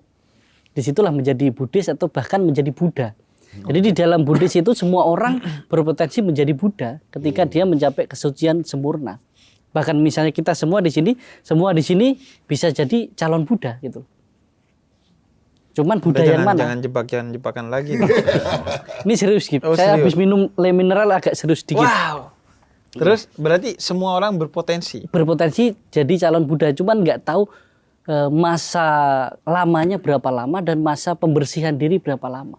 Karena di Buddhis kita meyakini kita itu sudah terlahir kembali menjadi apapun itu udah beratus-ratus kali kelahiran. Bahkan menjadi binatang sampai kita itu mensucikan jasmani kita semua, rohani kita semuanya. Sampai kita benar-benar bersih dari noda-noda batin tadi. Dari kebencian, keserakahan, dan kebodohan batin. Itulah menjadi Buddha. Menjadi benar-benar sadar di dalam kehidupan kita. Jadi kalau di Buddha sendiri untuk menjadi Buddha, yang levelnya masih Buddha, sadar bahwa saya harus menyempurnakan kebajikan saya. Saya harus mensucikan hati dan pikiran saya. Oke. Memang agak berat menjadi Buddha itu. Jadi biar banti aja. Biar saya aja, saking beratnya rambut pun nggak tumbuh gitu. Enggak, tapi itu dari seriusnya itu nih. Jadi mensucikan hati dan pikiran. Lebih ke situ sih. Dua aja syaratnya. Sucikan hati dan pikiran kita. Sucikan hati dan pikiran. Ya maka kembali ke fitri. Nah, ke suci. Nah, maka Idul Fitri.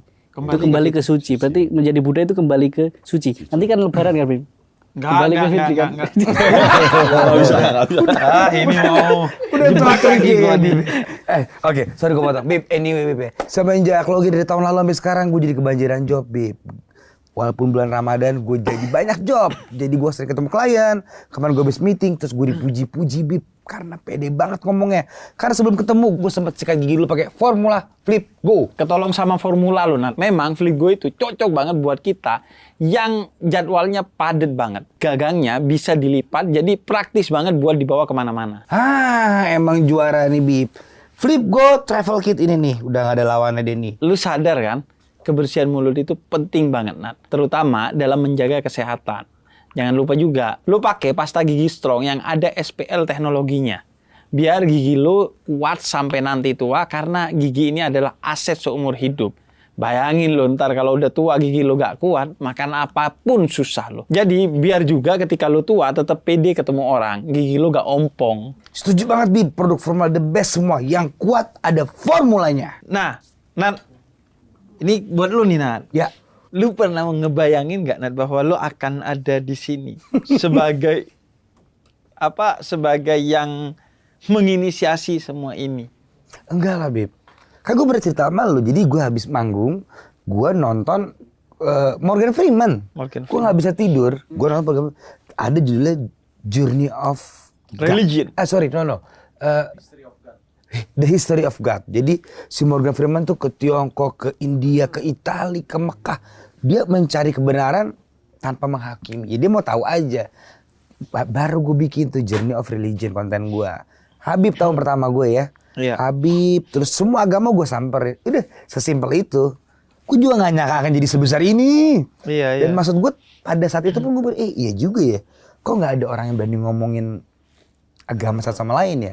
Apa jangan-jangan kita takut atau gimana? Jadi gue coba, gue mulai dari Habib, terus ke Kristen, ke Katolik, ke semua, ke Hindu, gue sampai ke Bali, ke Buddhis juga. Jadi gue mikir, kenapa agama jadi tabu ya? Itu kan claim of truth lu. Gue nggak harus percaya, tapi gue akan respect. Jadi 6-6-nya semua gue bahas dan sampailah kita di sini, Bib. Gila. Jadi gue juga nggak nyesel. Jadi semua gara-gara Morgan Freeman. Wih. Sumpah gara-gara tuh orang tuh. Iya. Menurut gue gila nih orang. Bedanya budgetnya kan banyak. Dia keliling dunia, Bim. Dia ke India. Halo, ke Ciledug. Kita kan ke Ke Bintaro Cirende, doang ini. ke Makanya Bintaro. tahun depan kita keliling dunia, Bim. Wow. Ya. Nah itu kan dari gue. Gue juga gak nyangka karena itu cuman gue pengen tahu aja sih ajaran. Karena emang gue kan gak tahu, Bib. Yang gue tahu cuman Katolik itu pun minim, Romo. Yang gue tahu gue hari Minggu orang gue aja baru tahu, Romo ya. Gue baru kemana ya? Mah kenapa sih kalau setiap hari Minggu kok itu diulang-ulang terus? Khotbahnya kadang diulang. Oh itu emang merayakan. Itu emang akan terus begitu. Beda sama Kristen kan.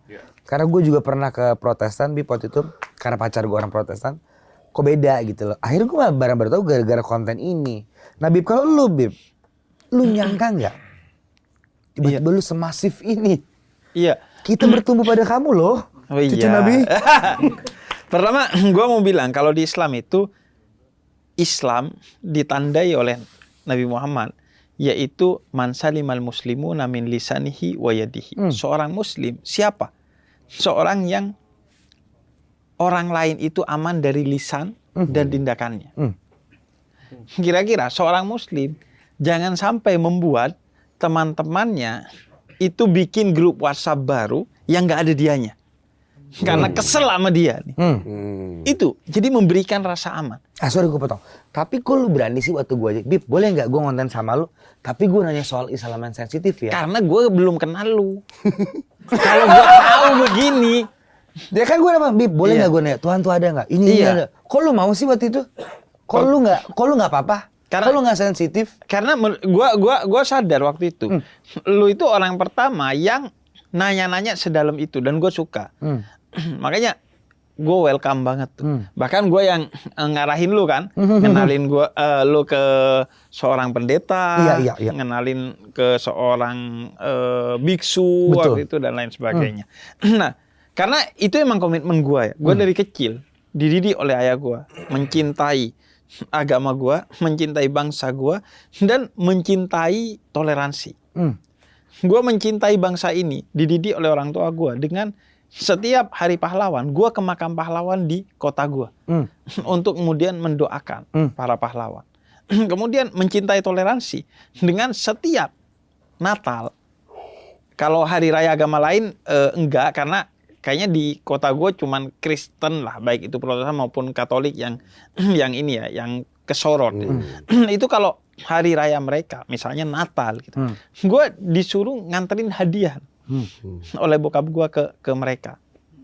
Jadi itu yang, karena kan masa kecil itu, kalau kata Karen Armstrong, Tuhan itu mayoritas terbentuk di benak kita dan hati kita itu di masa kecil. 80% mungkin tuh gak geser tuh keimanan kita pada Tuhan dari keimanan masa kecil. Makanya bokap gue beruntung nyelipin cepet dan kokoh. Tapi kan dengan langsung lo pengalaman, bukan hanya omongan. Ya, tapi kan lo majority.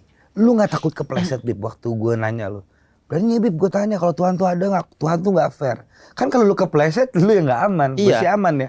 Iya, gua sih gini. Kepleset mungkin. Ya. Gak kepleset mungkin juga orang menganggap tersinggung, menyinggung. Jadi itu celah yang nggak bisa kita tutup. Karena ya kita tempatnya salah, hilaf, lupa dan lain sebagainya sebagai manusia. Karena itu apa benteng gua? Benteng gua adalah pertama ketulusan untuk berdakwah, dan yang kedua kebesaran hati untuk minta maaf kapan aja gua kepleset. Gua siap minta maaf. Dan gua memang mungkin nggak pernah terlihat banyak minta maaf di video. Tapi gue sering tuh DM kalau ada orang yang WhatsApp ke gue atau DM gue langsung sorry ya. Jadi yang penting enteng aja, karena walaupun kita gak salah bisa jadi orang tersinggung. Dan gue gak pernah ngebayangin bahwa konten toleransi gue itu akan ada di platform segede ini. Close the door kan. Gue inget banget dulu pertama kali diundang Om Botak itu. Gue tuh kayak, ini kesempatan gue buat berdakwah. Sampai gue ingat betul, baju gue aja Islam Cinta waktu itu. Gue pakai kaos atau sweater, lupa gue, Islam Cinta. Karena bukan hanya omongan nih, baju gue juga harus dakwah. Pokoknya gue ingin menjadikan platform, sedari awal platform gue adalah Islam Cinta. Bukan hanya Islam, tapi cinta. Jadi memang gandengan. Jadi Islam karena keyakinan gua, cinta karena itu yang bisa merekatkan kita, cinta kasih. Nice. Cinta tidak punya agama, tapi semua agama kan mengajarkan cinta. Itu menurut gua titik temunya. Makanya gua dari awal Islam cinta. Boleh cek video pertama gua sama Om Deddy. Itu. Wow. Gue pakai kaos Islam cinta karena dari awal itu misi gue. Nah makanya ketika segede ini, ya bukan karena gue, bukan karena Onat, bukan karena Om Ded, bukan karena siapa-siapa ya, tapi karena kayaknya kita diberi deh kesempatan untuk yuk bikin sesuatu untuk Indonesia gitu. Mungkin dari gue gimana pendapat lu soal konten-konten toleransi? Ya login salah satunya, mungkin abis ini ada lock atau lock atau lock out atau apapun, tapi how do you feel? Apa pendapat? Apa perasaan lo ada konten begini? Kan jarang ya bro, orang berenam ngobrol agama dengan sebenarnya bener kata Habib, mungkin ini gak masuk akal tapi mungkin ini claim of truth lo. Iya gue harus respect. Bener. Menurut gue ini penting banget, dan tiap kali gue nontonin konten toleransi, apakah itu dari IG lu Bib, apalagi di tempat seperti ini ya, di tempatnya Om Ded yang sebegini banyak orang nonton, membawa sukacita dan damai sejahtera kalau bahasa kita buat gue, karena gak kenal maka gak sayang.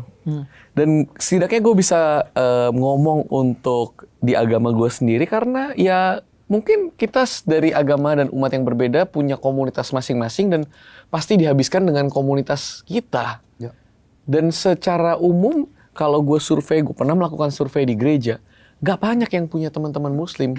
Kalaupun ada di luar, di dunia pekerjaan dan lain-lain, gak pernah ngomongin agama. Iya. Jadi sesuatu yang sangat sensitif. Ya. Seakan-akan kalau mau ngomong itu mau debat.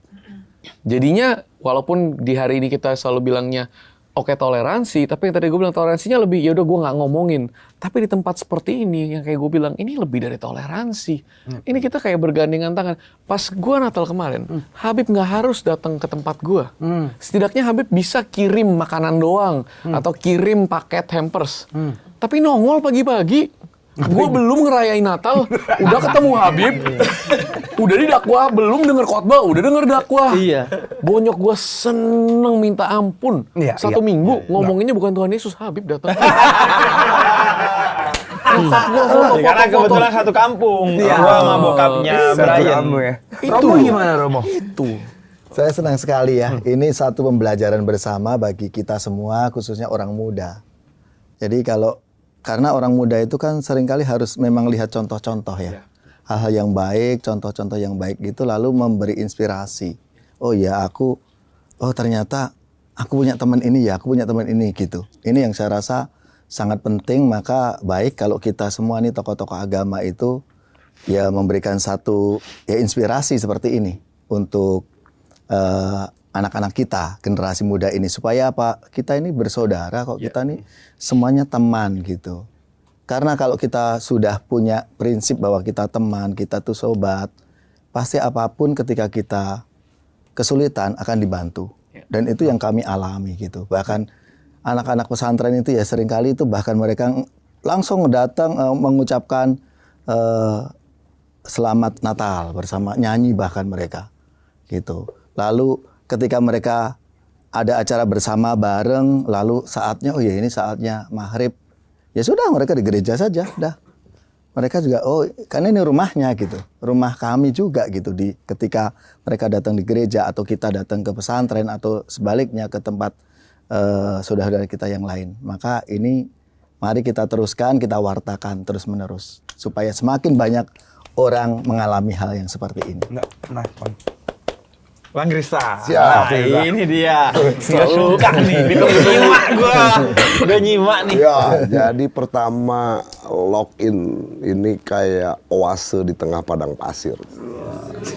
Gue selalu suka. Iya, jadi dia tuh betul-betul memberikan inspirasi, inovasi, bahkan novelty menurut saya. Dan yang keren lagi dimulai dari misalnya Habib dan termasuk Onat yang notabene lebih mayoritas dibanding kita yang minoritas dalam tanda petik maksudnya, menyapa, ngajakin duluan, ngajakin berjumpa, ngelingin duluan.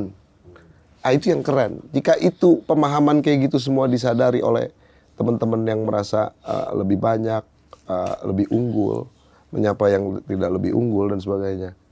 Itu satu situasi yang menyejukkan dan itulah yang menjadi semangat justru dari setiap agama, saya pikir bisa membuka batas kita, sekat-sekat kita, ruang-ruang pikiran kita yang diskriminatif, ruang-ruang pikiran kita yang antipati, yang nggak tahu terhadap agama lain. Nah, Lock-in inilah yang menjadi oase itu. Ya menurut gue keren banget dan semoga Habib Djafar, Onat dan semua kru selalu diberkahi oleh gerakan harmonis langit dan bumi. Amin. Amin. Keren. Bandita.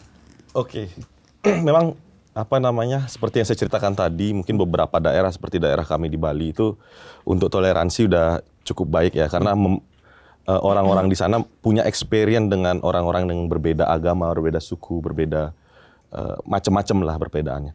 Tapi mungkin di grassroots itu banyak juga yang belum punya pengalaman itu. Sehingga dengan adanya konten-konten seperti ini yang dimulai dari Habib dan Bante yang keliling Indonesia, terus teman-teman lain Pendeta dan Romo juga keliling Indonesia untuk menyuarakan itu harapannya ya seperti cita-cita kita bersama yang dipegang oleh burung Garuda itu. Bhinneka Tunggal Ika gitu. Bhinneka Tunggal Ika itu bukan ujung dari perjalanan. Harapan kita Bhinneka Tunggal Ika itu berbeda-beda tapi tetap satu. Itu adalah keindahan selama perjalanan bangsa Indonesia. Jadi indah banget gitu loh sampai akhir nanti tujuan kita bersama ya kesejahteraan bangsa Indonesia gitu mungkin ya. Bante, ini kayaknya dari semua, Bante ini yang paling intens ya, nemenin kita ya. Bener. Dari tahun lalu. Kalau sama gua juga udah lama ya. Di sela-sela Lock-in season 1, season 2 juga gua sering sama Bante. Lock-in off air juga selalu dibersamai oleh Bante. Bante ini 1 inci lagi udah Lock-in kali ya. Lock-in. Bante. Ya, kalau saya sendiri sering sangat bersyukur ya adanya konten-konten seperti ini. Jadi dapat memberikan satu inspirasi dan motivasi bagi anak-anak muda bahwa beragama itu tidak nggak asik itu gitu loh. Jadi kita para pemuka-pemuka agama di sini yang hadir di sinilah, memang kita tidak mau, kadangkala kita tidak mewakili semua masing-masing agama kita. Dan saya sering bilang bahwa saya memang Bante, pemuka agama Buddha, tapi saya tidak bisa mewakili umat Buddha. Karena kadang-kala bahkan umat Buddha sendiri protes. Bante saya nggak seperti Bante Dira gitu. Tapi saya ingin menunjukkan bahwa Buddhis itu seperti ini loh, gitu loh. Yang saya ketahui. Jadi bukan pandangan real dari Buddhis semua, tapi bagaimana anak-anak Indonesia saat ini mengenal agama-agama dan tokoh-tokoh lainnya. Bahkan sekarang di media sosial dan di konten Lock-in ini salah satunya memberi dampak positif bagi kawan-kawan yang berbeda agama mau langsung bertanya kepada yang bersangkutan. Mungkin dulu yang kita bilang tabu, sekarang itu menjadi asik untuk bertanya yang nggak tahu gitu loh. Dan itu menjadi salah satu, bahkan seperti Lock-in ini bukan hanya di online di saat ini ya, pas kita offline dan acara-acara lain di tempat-tempat lain, Lock-in udah menjadi salah satu acuan. Oh, seperti Lock-in itu loh, gitu loh. Jadi beberapa kalau mau bikin acara gitu ya. Bikin acara. Jadi beberapa kali saya diundang ke beberapa acara seperti konteksnya seperti Lock-in seperti ini. Jadi itu udah menjadi rule bahkan di kampus, bahkan di kalangan anak muda. Oh, nggak apa-apa undang pemuka-pemuka agama muda yang mungkin bisa memahami kita. Nah, dan karena anak-anak muda sekarang untuk belajar agama itu seperti tadi yang ditanyakan Romo, apa sih di Indonesia? Bahkan mungkin masyarakat ini mulai mungkin menjauh dari tempat ibadah. Saya ingin menanggapi hal itu. Masyarakat sekarang bukan menjauh dari agama, tetapi lebih menjauh dari tempat ibadah. Karena banyak sekarang yang saya temui agama umat Buddha tanpa wihara, Kristen tanpa gereja, Islam tanpa masjid dan lain sebagainya. Karena mungkin cara berdakwah, mungkin kalangan saya sendiri, cara berdakwah, mungkin cara berceramah dan cara melayani itu bukan zamannya lagi gitu loh. Maka saya bahkan mengingatkan diri saya sendiri, mungkin saya yang harus upgrade. Dan login ini salah satu upgrade cara bagaimana kita itu untuk berdakwah. Misalnya seperti itu. Nah, kita tidak bisa membuat anak-anak muda itu harus seperti yang di tempat ibadah, tapi bagaimana membuat mereka itu bertahap dalam pembelajaran. Itu salah satunya. Dan dampak ini sangat positif untuk masyarakat pada umumnya, walaupun kadang-kala negatif bagi saya. Ya.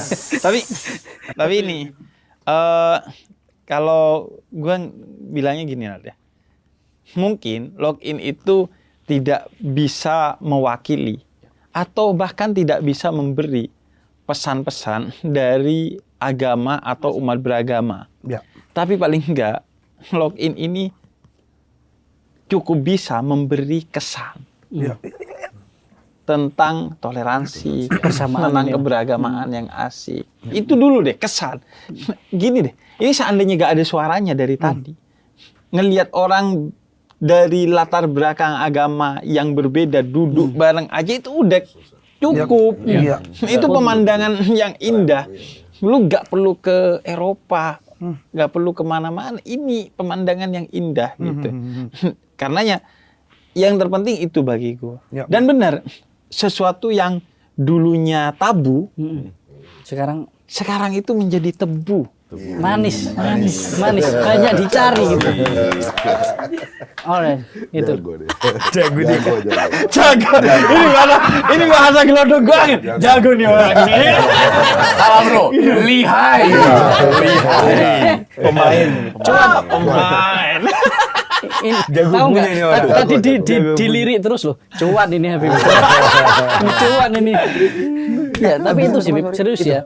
Karena kadangkala bahkan dari kita sendiri kadangkala kan, mungkin dari Buddhis, dari Habib sendiri, kadangkala bahkan kita beberapa masyarakat tidak mengakui bahwa Habib itu bukan mewakili umat Islam kita. Bahkan Bante tidak mewakili. Enggak, tujuan saya bukan mewakili bukan mewakili Buddhis. Tapi saya ingin menjadi umat Buddha yang ingin saya lihatkan ke masyarakat saya seperti ini gitu. Bahkan bisa meluruskan pandangan-pandangan salah masyarakat non-Buddhis ke Buddhis yang awalnya nggak berani ditanyakan karena yang ketemu Bantenya mungkin harus gini, harus takut ketemu Bante lah gitu. Tapi sekarang ketemu Bante Dira wibawanya pun nggak ada gitu loh istilahnya. Jadi gampang tanyanya gitu. Istilahnya seperti itu ya. Nggak membentuk jarak akhirnya kan. Bahkan mungkin umat Buddha sering tanya, Bante kerjaannya podcast nggak pernah menyampaikan ajaran Buddha gitu. Bukan seperti itu, tetapi bagaimana kita itu berusaha mesederhanakan bahasa agama kita masing-masing supaya bisa diterima di masyarakat. Kadang-kala umat Buddha sering protes gitu, dan saya bilang, kalian nggak tahu, untuk saya belajar bahasa Buddhis ke bahasa masyarakat, saya harus kuliah S2 sastra bahasa Indonesia loh gitu. Ya sombong dikit nggak apa-apa kan. Kata orang itu sombong pada orang sombong kan berkah kan gitu. Wah iya. Oh gitu ya? Bukan gitu, kita ikut Habib lah sekarang. Bib, paketan kopi ABC kahwa yang kemarin lu kirim ke rumah gua udah nyampe. Dan lu tahu nggak? Seisi rumah gua pada senang banget. Jadi thanks to you karena lu baik banget udah kirim kopinya, Bib. Ya alhamdulillah sih kalau pada suka Nat. Gue juga jadi seneng sih. Karena emang Nat ya, kopi ABC kahwa itu perpaduan yang udah perfect banget. Udah ada kopi, susu, plus kurma. Yoi, Bib. Yoi. Kebaikan rumah yang sempurna kopi ABC kahwa. Cocok buat temen ngopi gua. Sambil nyantai atau lagi bikin konten di rumah. It's nice. Harumnya itu loh, Nat. Harumnya tuh, jadi pengen ngopi gua. Ya udah, Bib. Ntar habis syuting kita minum bareng ya, Bib ya. Sekarang kita bayangin aja, Bib. Aroma dan rasa kurma dari ABC Kopi Kahwa. I love it. You love it. Everybody love it. Apa yang Nah, Bib. Setelah gue pikir-pikir ya, Bib. Gue harus thankful ke lu sih. Karena gue mikir gini. Ini kan bulan Ramadan ya. Lu ngasih kita kesempatan untuk bisa ngomongin apa ajaran agama kita di tengah hari raya elu, Bib. Ngerti nggak, Bun? Ini hari raya kemenangan elu ya. Tapi elu berjiwa besar untuk ngedengerin ajaran-ajaran agama yang ada di Indonesia di tengah Ramadan. Beda case kalau bukan Ramadan nih bos. Ini lagi Ramadan, lo berbesar hati dengerin kita semua yang ada di sini, bukan gue ya. Kita semua, bukan gue ya. Kita semua. Kalau lu kan lagi gelap. lagi bumerang. Tapi setelah gue pikir-pikir, itu puncak sih. Karena ini hari raya lu membuka pintu untuk yuk gue mau dengerin semuanya. Dan gue harap yang nonton juga bisa ngelakuin itu sepanjang hidup mereka sih.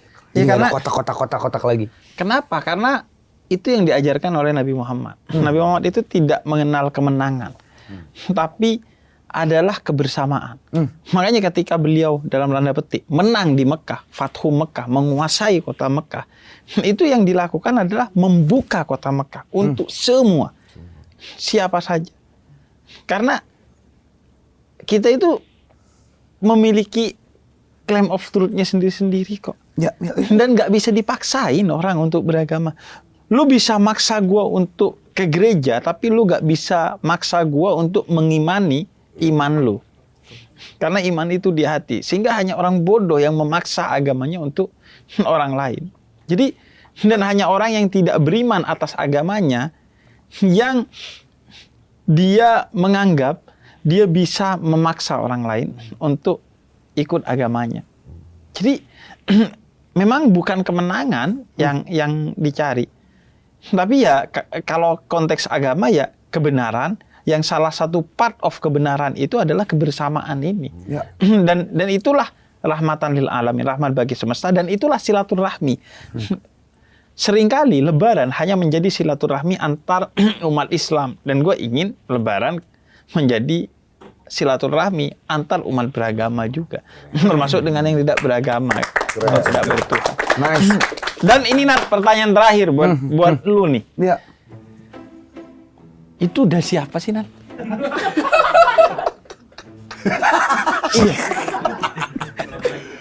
Dasi formula apa tuh? Soalnya sama warnanya tuh, kombinasinya tuh. Masuk ke situ ya? Enggak, maksudnya gua nih selalu nanya fashionnya nih hari ini oke nih, kayak apa? Kayak orang Katolik mau mati tuh. Iya kan? Kalau di peti ya. Kalau gua kan pakai kafan nih. Nah, tapi itunya itu apa sih? It's called fashion, babe. Yeah, it's fashion, man. Yeah, man. Gila, gua. Lu nggak pernah nyambrain juga tuh lah tuh. Ini begini, tadi. Iya, tapi kan nggak sampai ada itu dasi itu. Identity. Gue tahu sih dasi yang panjang, kupu-kupu itu. Identity. Gue pengen cekek tuh.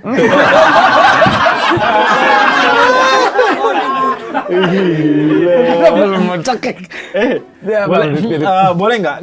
Gua minta satu hal untuk kebersamaan kita.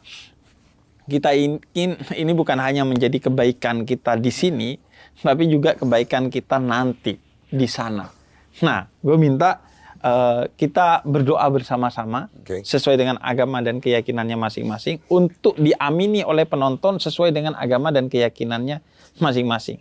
Jadi, gue minta kita berdoa sendiri-sendiri sesuai dengan agama keyakinannya masing-masing. Semoga kebaikan bagi seluruh umat manusia, kebaikan bagi bangsa Indonesia, dan kebaikan bagi ya kita lah. Dan kebaikan bagi login, semoga bisa terus menjadi penerang, menjadi oase bagi kegersangan dan kegelapan. Mari kita berdoa sesuai agama dan keyakinan masing-masing.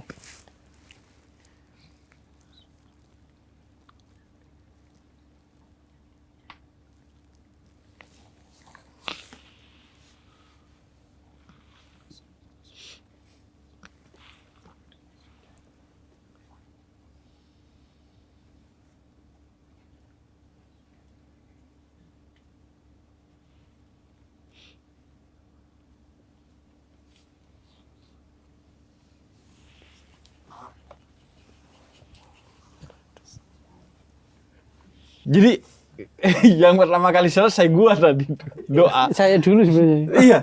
Saya juga. Iya, pokoknya gua sama saya selesai tapi lihat yang lain tapi belum gitu. Oh, belum. Anda kalau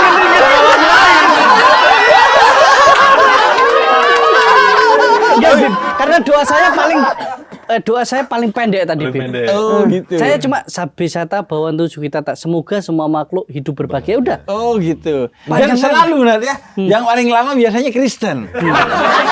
Baik Katolik maupun Protestan, iya enggak? Gue sering tuh kalau doa. Bapak kami dan salam Maria pasti ya. Ada nggak tuh Romo? Oh enggak ya? Iya, Enggak iya. sih, enggak selalu. Oh enggak selalu ya? Kristen yang paling panjang. Kristen. Cuma nunggu bunyi aja ada yang ngomong. Enggak. Kalau gue yang begini kan kurang suci. Nah ini, gue spill ya. Kenapa gue bilang hanya berdoa mulai, tapi nggak bilang berdoa selesai? Nggak akan pernah selesai. Karena Pertama berdoa- nggak akan pernah selesai. Yang kedua, karena gue gak mau naikin ego gue, bukan gue yang menentukan doa mereka selesai atau enggak, tapi diri mereka sendiri sesuai dengan agama dan keyakinannya sendiri-sendiri. Makanya kita nggak ada doa selesai gitu. Karena Dan gue lihat kayaknya orang nggak doa. Karena pas gue buka mata, orang udah buka mata. Doa gue juga cuma simpel. Apa? Semoga tokoh-tokoh ini dilindungi oleh Tuhan Yesus. That's it. That's it. That's Terima it. kasih semua. Terima Semua kasih. yang sudah hadir ya.